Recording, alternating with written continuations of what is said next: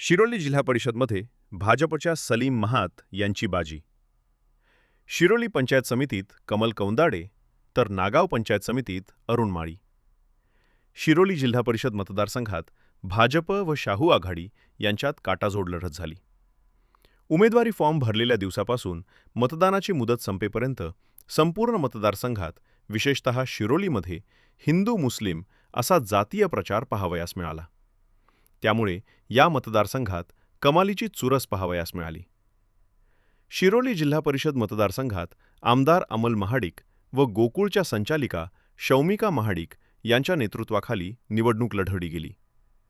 भाजपतर्फे महाडिक गटाचे निष्ठावंत सलीम महात यांनी निवडणूक लढवली, तर शाहू आघाडीकडून माजी सरपंच शशिकांत खवरे यांनी निवडणूक लढवली.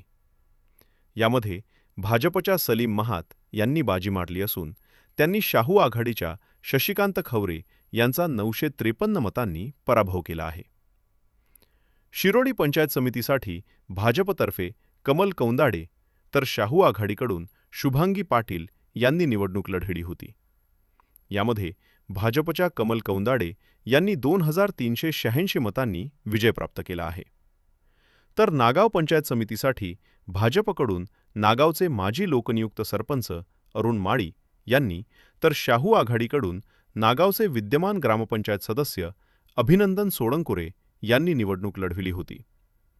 यामध्ये भाजपच्या अरुण माळी यांनी शाहू आघाडीच्या अभिनंदन सोळंकुरे यांचा 1474 मतांनी पराभव केला आहे. भाजपकडून आमदार अमल महाडिक यांनी मुस्लिम उमेदवार दिल्याने शाहू आघाडीकडून शेवटपर्यंत टीकेची झोड उठवली. पण आमदार अमल महाडिक यांनी भाजपचे 3ही उमेदवार निवडून आणून आपला निर्णय योग्य असल्याचे दाखवून दिले. आपल्या घरच्या मतदारसंघावर आपलेच वर्चस्व असल्याचे सिद्ध केले.